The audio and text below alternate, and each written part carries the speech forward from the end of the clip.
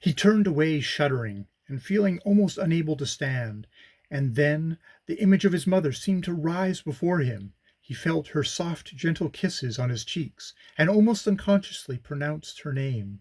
This dear name, lowly as it was murmured, came upon his ears so like the knell of happiness that was never to return, that the hard agony of his little heart melted before it, and sitting down upon a bundle of faggots that were piled up against the wall, he rested his burning head against the bricks, and burst into a passion of tears. At this moment he felt a hand upon his shoulder, and trembling from head to foot, he sprung upon his feet, and suddenly turned round, beheld, instead of the savage features of the overlooker, which his fancy had conjured up, the meekest, gentlest, loveliest little face that ever eyes looked upon, within a few feet of him. It was the same little girl who had been placed next to him at the miserable supper of the preceding night, and whose low murmur of pity for all the sorrow he was come to share with her had reached his ears and his heart.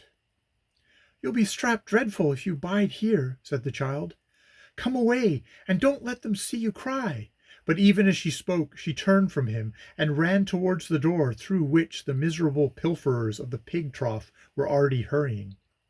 Perhaps no other warning voice could have so promptly been listened to at that moment by poor Mchl, for it was something very like the numbing effect of despair that seemed to have seized upon him, and as likely enough he would have remained in the attitude he had taken, with his head resting against the wall, till the brutal violence of his taskmaster had dragged him from it, had not this pretty vision of pity appeared to warn him of his danger. He rose and followed her so quickly that by the time she had reached the crowd of children who were still thronging round the pump, he was by her side. "Thank you," whispered Mchl in her ear. "It was very kind of you to call me, and I shouldn't have come if you hadn't, for I should have very cared much if they had killed me." "That's very naughty," said the little girl. "How can I be good?" demanded Mchl, while tears again burst from his eyes. "'Twas my mother that made me good before, and I don't think I shall ever see her any more." "Never can I see my mother any more till I go to heaven," replied the little girl. "But I always think every day that she told me before she died about God making everything come right in the end, if we bear all things patiently for love of Him." "But God can't choose I shouldn't be taken from my mother, and that's why I can't bear it," said Mchl. The little girl shook her head, very evidently disapproving of his theology. "How old are you?" said Mchl. 11 years old, and 3 months ago, and one week after I came here," answered his new acquaintance.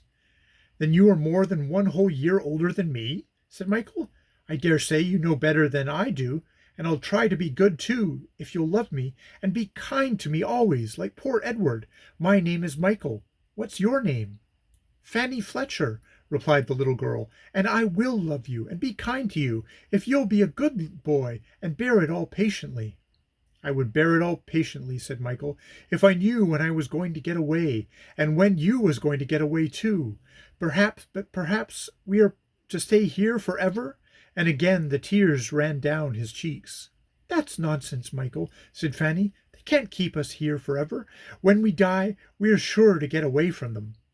Mchl opened his large eyes and looked at her with something like reproach. "When we die?" he repeated sadly. "Are we to stay here till we die? Am I never to see my mother and Teddy any more then?"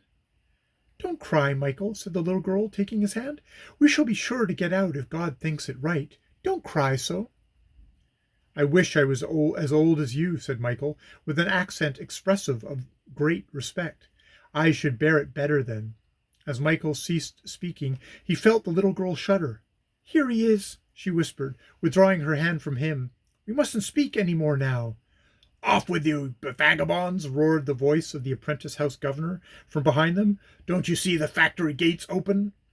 The miserable little troop waited for no second summons, well knowing that the lash, which was now only idly cutting the air above their head, would speedily descend upon them if they did, but not even terror could enable those wasting limbs of those who had long inhabited this fearful abode to move quickly. Many among them were dreadfully crippled in the legs, and nearly all exhibited the frightful spectacle of a young features pinched by famine. Let none dare to say this picture is exaggerated, till he has taken the trouble to ascertain by his own personal investigation that it is so. It is a very fearful crime in a country where public opinion has been proved, as in the African slave trade, to be omnipotent, for any individual to sit down with a shadow of doubt respecting such statements on his mind. If they be true, let each in his own circle raise his voice against the horrors detailed by them, and these horrors will be remedied. But woe to those who supinely sit in contented ignorance of the facts, soothing their spirits and their easy consciences with a cuckoo note, exaggeration, while thousands of helpless children pine away their unnoted miserable lives in labor and destitution, incomparably more severe than any produced by Negro slavery. It was with a feeling certainly somewhat akin to comfort that Mchl found himself thrust into the same chamber with his gentle little monitor, Fanny. The mules they attended were side by side, and though no intercourse was permitted that could by possible interference with the ceaseless labor of piecing, nevertheless a word when their walk brought them near enough to each other to be heard was often exchanged between the children, and the effect of this on Mchl was most salutary. Superlatively, and above all others, wretched are as the miserable young victims apprenticed to factory masters, it is not unusual to find among them some helpless creature whose first impressions were received under more favorable moral circumstances than those in which the pauper children of the manufacturing districts are placed. For it is from a distance from those unblessed regions that a great majority of the apprentices are furnished, and the chances are, therefore, greatly in favor of their having first opened their eyes amidst scenes of less ignorance, degradation, and suffering than those born within the reach of the poisonous factory influence. Such was the case with Fanny Fletcher. It was not till mother and father were both dead that she had ceased to hear the voice of love and the precepts of religion.